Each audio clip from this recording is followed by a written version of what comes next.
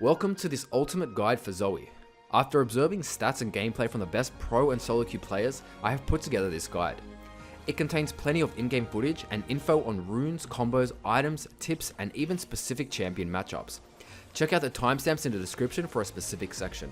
I'm Zoose, and if you enjoy these guides, hit that like button. It's a pretty long video with plenty of info, so remember to save it to a playlist or bookmark it so you can come back to it when it's convenient for you. Let's quickly cover Zoe's abilities before we get into the main content.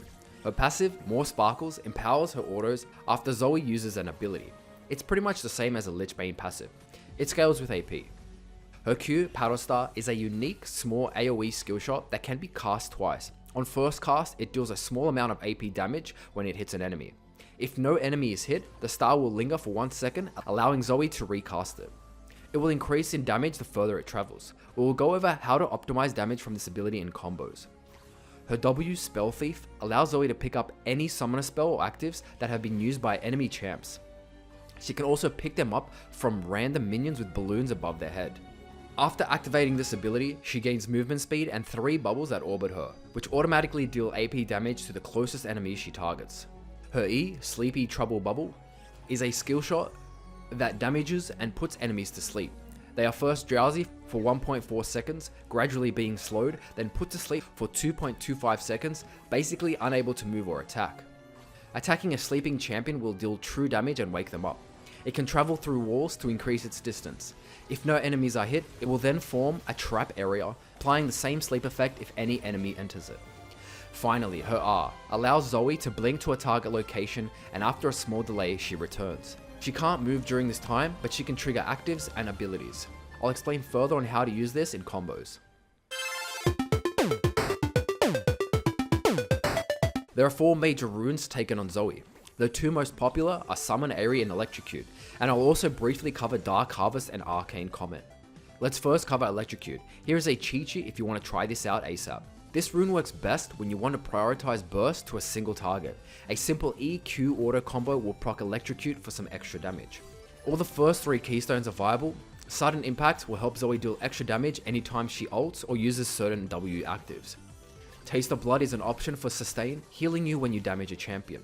Cheap Shot synergizes well with her burst playstyle. If you land E or use a movement impairing active from W, it will deal extra true damage. Eyeball Collection as the second keystone, helping Zoe snowball by gaining some AP on takedowns. Ghost Pourer is viable, but I would highly recommend placing the Pourer in enemy territory to activate the extra AP. And for one of the last keystones, Ravenous Hunter, more popular choice, helps Zoe maintain HP, especially when fully stacked. Relentless Hunter is viable, increasing Zoe's out of combat movement speed. Plan on roaming or just generally need movement speed, this might be a better option.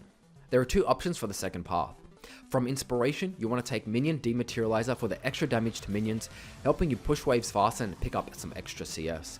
Cosmic Insight for the CDR in multiple areas. Magical Footwear is cost effective if you're willing to sacrifice movement speed early on. Perfect Timing can be effective to counter some champs like Zed, and if you eventually want to purchase Sonya's. Tonic for the extra clutch heal in those close 1v1 fights, and slight movement speed. Finally, Biscuit Delivery for sustain in HP and mana. If you really don't know what's best, I suggest Minion Dematerializer and Cosmic Insight since they're pretty good for most situations. From Sorcery now. Mana Flow Ban increases Zoe's mana every time she hits a spell. Nullifying Orb might be useful in clutch situations against Magic Burst. Transcendence. Zoe will gain 10% CDR at level 10 and gain AP if she exceeds 40% CDR, so if you plan on building a lot of CDR items, it may be optimal. Absolute Focus grants AP while you're above 70% HP. Scorch is best for those lanes you want to play aggressively, dealing some extra damage when you land abilities. Finally, Gathering Storm, the ultimate scaling rune, best to take if you want to prioritize a late game power spike. Summon Aery is the next major rune. This rune is optimal if you plan on harassing and consistently going for trades. If you're able to get enough procs of Aery, it will deal more damage than Electrocute in extended fights. As mentioned previously, Inspiration is an option for the second path. Any of the previously mentioned keystones are fine. Another second path, less popular, is Domination. Taste of Blood plus Ravenous Hunter is a great HP sustain combo. Dark Harvest is viable as another major rune. It will permanently increase the damage you deal on champs below 50% HP, as well as resetting this passive on enemy takedowns. With Zoe's kit, she can easily obtain stacks in certain matchups, scaling well into late game. However, it does lack consistent damage and threat early game compared to Electrocute. If you're thinking about taking Dark Harvest, just swap it with Electrocute in the previously mentioned cheat sheet. Arcane Comet is the final viable major rune that can be swapped with Summon Aery. It has a bigger CD than Aery, but more damage. The only reason I can see this being viable over Aery is if you want to prioritize team fighting, since the AoE and damage from Comet outscales Aery. Aery cannot be dodged unlike Comet. It's very hard to recommend this over Aery, but since there is a small percentage of players who use it, it deserves a brief mention. One of the most common starts on ZOE is Doran's Ring plus 2 HP pots. HP, AP, mana, and extra damage to minions provides everything she needs for the early laning phase. A highly suggested start, however, is Corruption Potion. Although it provides no stats, the HP plus mana regen plus the extra burn damage when ZOE attacks an enemy champion is perfect for lanes that you can constantly harass and trade. On your first back, a Dark Seal synergizes well with Corruption, as well as giving you the extra stats. You want to finish your Lost Chapter ASAP, as this will provide you with the mana and AP to spam abilities, whether to poke or wave clear. You then want to build into your first major buy, which is Luden's Echo. The amount of AP plus the Echo passive will provide you with enough damage to burst most squishies with a full combo. You can rush Seeker's Arm Guard in tougher AD threat matchups like Zed, Talon, Yasuo, etc., as it will give you the armor to resist a lot of their burst threat. Sorcery Shoes are usually the best purchase, providing the important magic pen early on. Mercury Treads are viable against heavy AP and CC threats, especially if there are champs that can one-shot combo you. I would rarely recommend Ninja Tabi's, since you'll miss out on damage that the Sorks provide, and the Seekers into Zhonya's can deal with most AD threats. Perhaps if it's a full AD team, then these are viable. After Ludens and your second tier boots, your next major buys are mostly situational. If you already purchased Seekers and there are some major AD threats, a Zhonya's purchase is optimal. It provides armor and AP, so you're still a damage threat, and of course the important active which makes ZOE invulnerable. A Lichbane purchase synergizes well with ZOE's combos, since you'll most likely always get an auto win to make use of the important passive. Her ability to spam spells will proc this a few times in extended fights. Morello should be prioritized if the enemy team has a heavy healing comp, which can include champs like Mundo, Olaf, Soraka, Vlad, etc. This item can literally be a game changer, so pick it when necessary. Of course, if you find yourself extremely fed with plenty of gold, a Rabadon's Death Cap is a great purchase. You'll have so much AP at this point that you'll easily one-shot squishies and seriously chunk most other champs. Another option to snowball is upgrading your Dark Seal into a Magi Soul Stealer. You should assume you can pick up kills and that there's little chance you'll die, as losing stacks will seriously diminish the value of this item. I would also suggest finishing at least a Lost Chapter, as the mana is still a priority. Voidstar for MR stack teams later on. Banshees is a great defensive item to deal with any hard CC champs that threaten to catch you out. It still provides AP, so you won't sacrifice too much damage. Landry's is viable against HP stacking teams. The burn percentage health passive really helps chunk high HP champs. An honorable mention is Spellbinder. Using the active right before a combo will increase your burst threat, especially if it's fully charged. I guess I could quickly also mention Gunblade as a purchase. It's not really cost effective since ZOE can't make use of all that AD, but it can still work.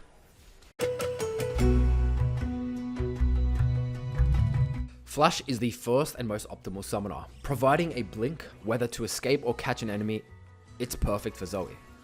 As for your second summoner spell, Ignite is the most popular, providing true damage over time and a Grievous Wound passive to decrease healing. It increases your chance to pick up kills, especially in laning phase. As for defensive summoners, Cleanse will be necessary if you feel CC will threaten your chance to stay alive. Hard CC champs like Liss or Syndra will be a huge threat, especially if followed up by a gank. Barrier can help against mostly AP burst champs. It's slightly better than Heal because it resists Grievous Wound passive and it has a slightly shorter cooldown.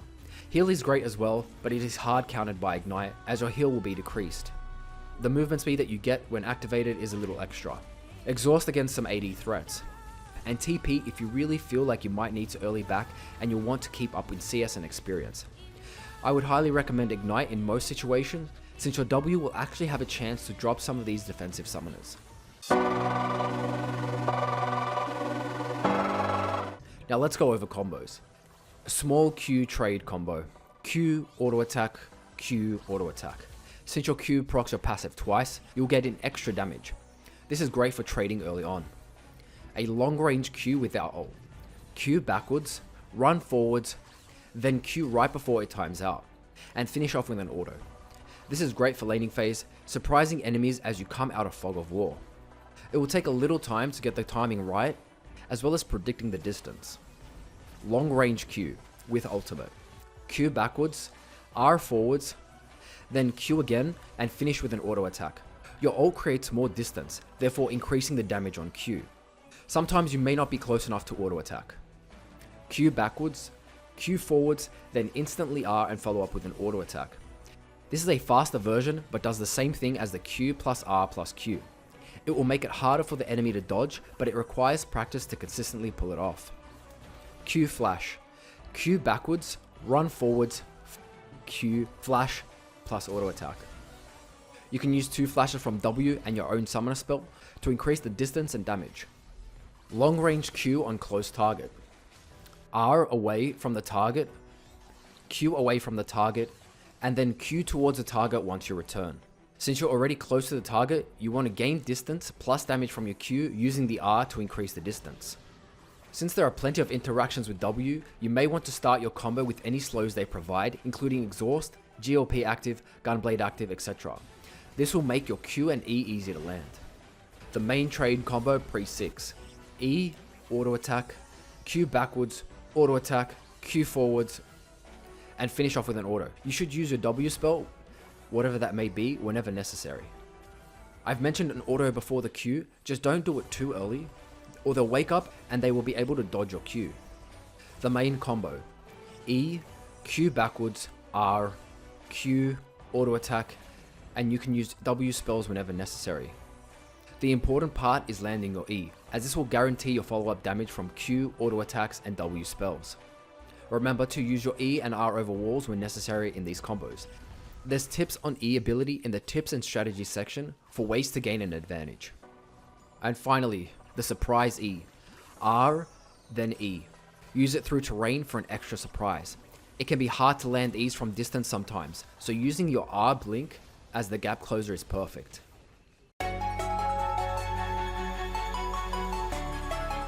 Let's go over some tips with Zoe's abilities. Using her passive, which is similar to Lichbane's passive, in between spells for stronger trades.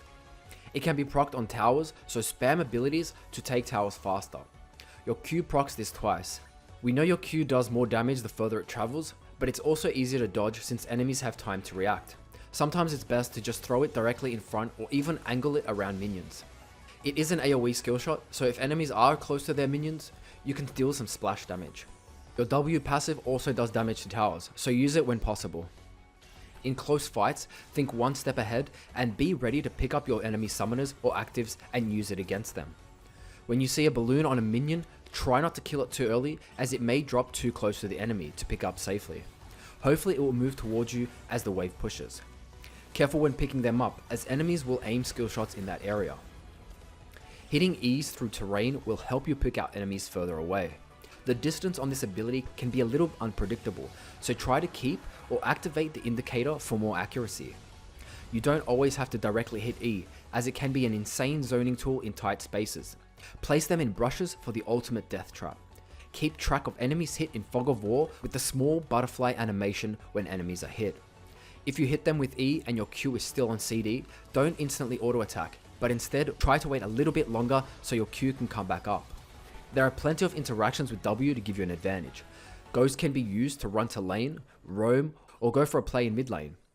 If you already have an active in W and you want to pick up another one, either use your current active or just wait on top of the active you want to pick up for a few seconds.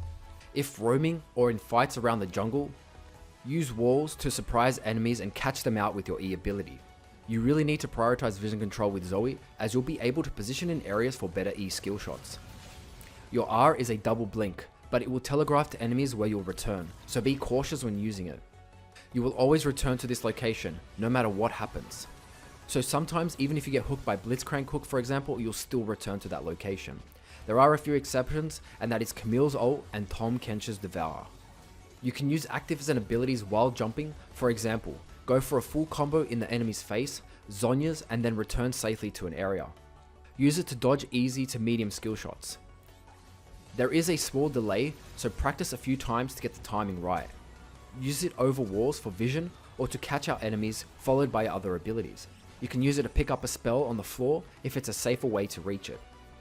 Watch out for those close smite battles around buffs, dragons and barons. Be ready to pick up smite and use it yourself, or just use it if you already have it on your W spell.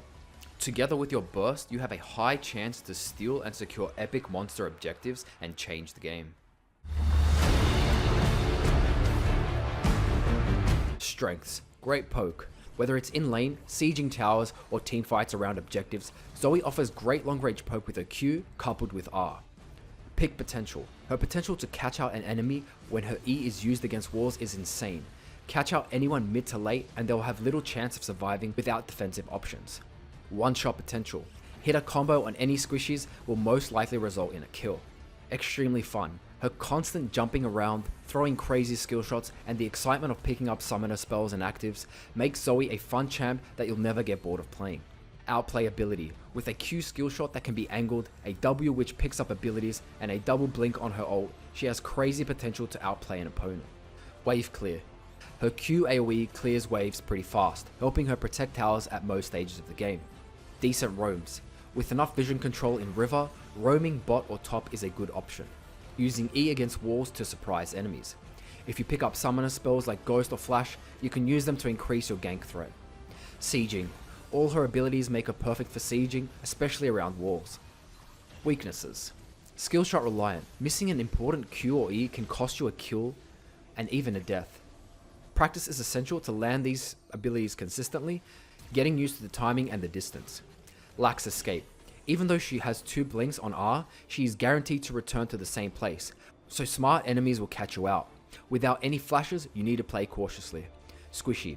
Get caught mid to late and you'll likely get popped. Zhonya's is a great defensive option. Tanks. If the enemies have plenty of tanks, you'll have a low chance of bursting champs. W is unreliable.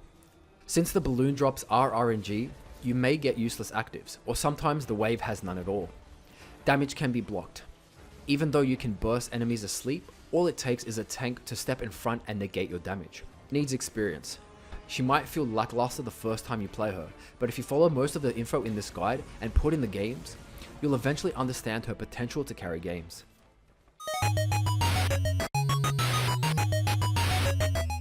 I will cover specific champion matchups, but let's quickly cover basics. Laning with Zoe will mainly be determined on how well you land your long range Q poke consistently.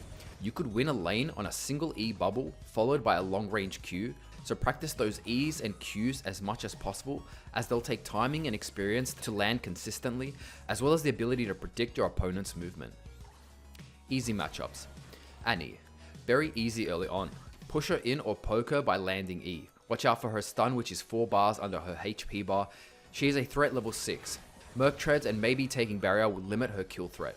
Aurelion Sol, focus on pushing the wave as he will likely do the same. His main threat is not his laning, but his constant roaming. Ward and ping teammates when he's missing. He will move forward to land his Q, which will make it easy to land your E.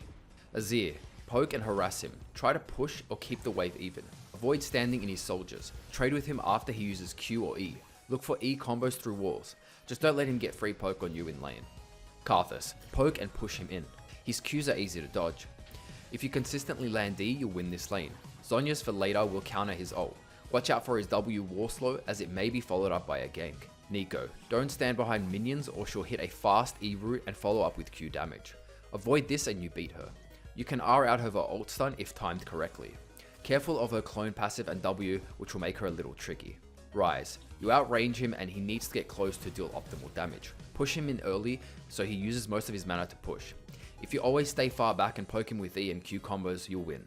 Veigar, easy early on. Bully him with poke and hard trades. He can one-shot you after 6 if he lands everything. Merc treads, Zhonya's or Banshees will prevent him from bursting you later on. Watch out for his E stun area in lane, as it may be followed up by a gank. Vladimir, just push the wave since he struggles to push early on. If you land E, even if he pulls, the sleep will last longer, so you can just follow up with Q. Don't let him get 2 stacked Q on you, as it will do enhanced healing and damage. Ignite and Morello are good options. Medium matchups. Aery. Early on you need a poke and harass her. Go for hard trades if she ever wastes E or Q. Push hard early and she'll struggle to keep up, since it will cost her more mana. After 6 she can all in you, so stay at full HP. You should look for E around walls and poke her, so if she does all in you, she will be lower HP. Aim skill shots right after her dash, since there is a small delay before she can dash again. Akali, with nerfs early in Season 9, she's moved to a medium matchup. She doesn't have HP sustain from Q anymore, so landing poke from E and Q will guarantee you win the lane. Respect her when she's in Shroud or she's level 6 by playing far back. Anivia, you can poke and harass her early, but she can survive most of your burst while she has egg.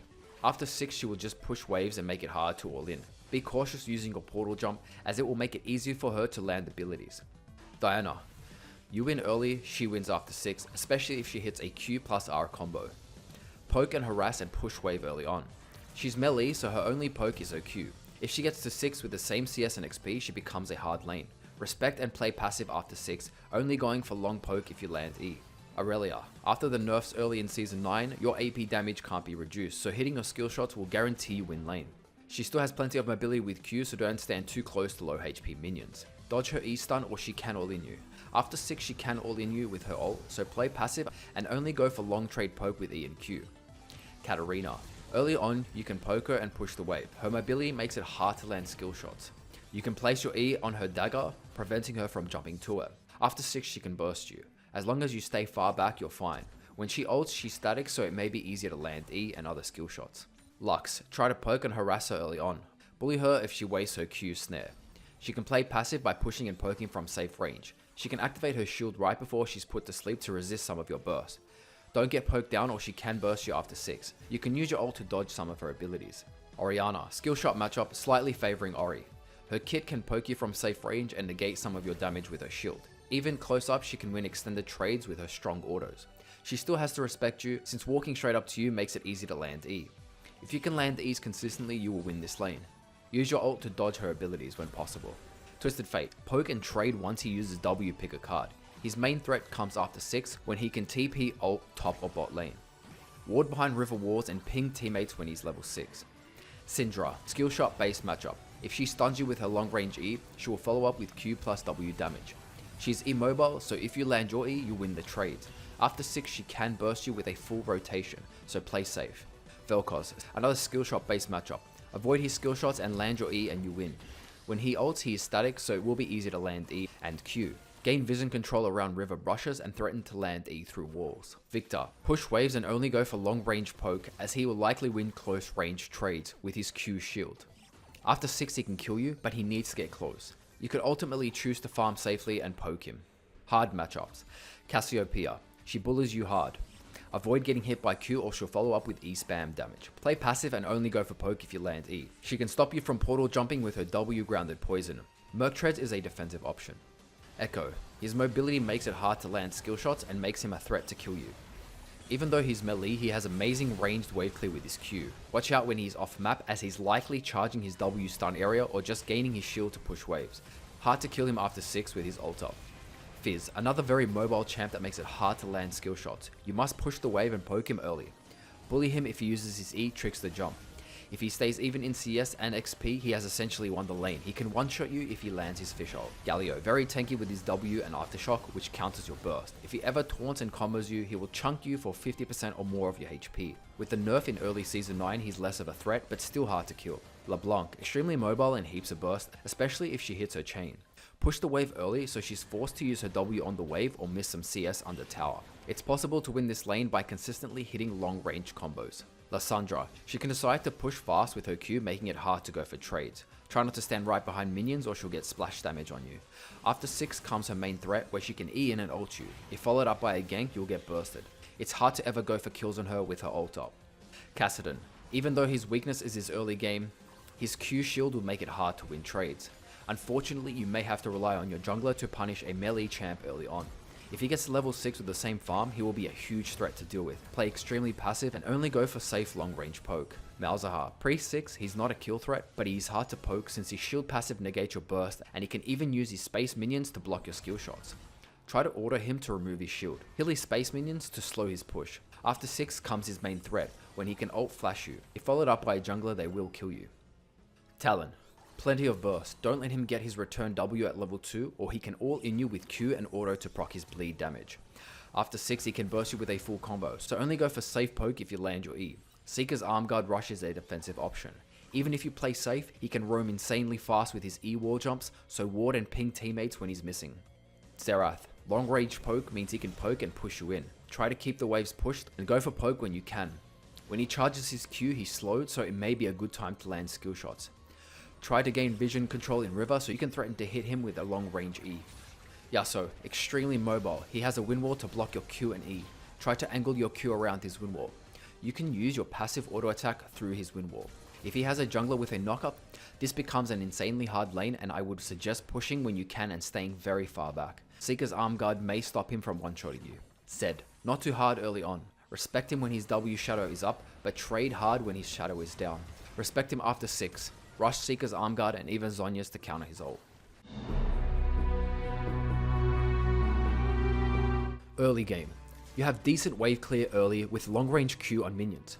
Push the wave if you have an aggressive jungler that looks to invade, so you can gain priority if there is a 2v2 skirmish. Just freeze the wave if you don't want to be pushed too far. Try to gain vision control in the river brushes, as you'll want to use the walls to throw E's through them for extra range. Depending on the spells you have on W, play accordingly. If you have flash or any other movement or CC abilities on W, then play aggressive. Go for trades when you can, using the combos mentioned previously. Roaming is a great option if your lane is stale. Just be cautious of the enemy jungler. When ganking, use your E through walls to surprise laners. Even if you place the sleep zone behind the champs, it will restrict their movement and hopefully allow your teammates to catch up. If their bot lane, their jungler or top lane come mid to try and push, make sure you stay healthy enough to wave clear with your Q. And you should protect the tower. Mid game. Fighting around objectives is in your favor as ZOE. Landing E through walls or simply placing them in tight areas will zone squishies from getting in. Constantly look to poke with your Q plus R combo. Sieging is also in your favor. If you're grouped for team fights, your aim is to poke and look for picks with your Q and E respectively. As long as you chunk or even one-shot a squishy, you'll significantly increase your chances of winning the next fight. She isn't exactly horrible in team fights, but if any team hard engages you, you must land your abilities on the backline or you'll have low impact. Pilling for your ADC may be an option too. A strategy I suggest is playing passive and making sure you stay alive. Once the fight's mostly over, there'll be plenty of drop summoners, giving you a chance to clean up fights and pick off low HP enemies. Even if you're the only one alive, you can always go back to wave clear and protect your towers. Late game. Most of mid game applies here, with grouping as the main priority. Your E is a huge threat at this point, and making a single pick can win you the next objective and even the game. Again, avoid any hard engages, as you'll want to poke before any fight starts. There'll be plenty of summoners to pick up at this time of the game, so your experience with ZOE will determine the outcome. There are holes in reality, and in donuts. I had a lot of fun playing ZOE, and I hope you enjoyed watching this guide. Bouncing her Q skill shots and one-shotting enemies with a combo can feel extremely OP. Picking up 5 flashes in a row and spamming actives makes it feel like I'm playing a champion on steroids in Earth mode. It'll take a while to understand her unique playstyle, but it is well worth the reward. I want to quickly thank my subs for the support, as YouTube has just enabled memberships on this channel. This means by clicking the join button, you can support me financially if you feel I deserve it. You'll get special perks like loyalty badges, emojis, and I'll review a replay of your choice, giving you as much info as I can to help you improve. I also have plenty of other exciting content coming up. Of course, if you cannot afford it or if you aren't ready, simply watching, liking, or commenting on my videos is more than enough. I'm ready to give 100% of my time to this channel, and I really want to grow this community. Good luck in your ranked games and other goals, and I'll see you guys in the next video.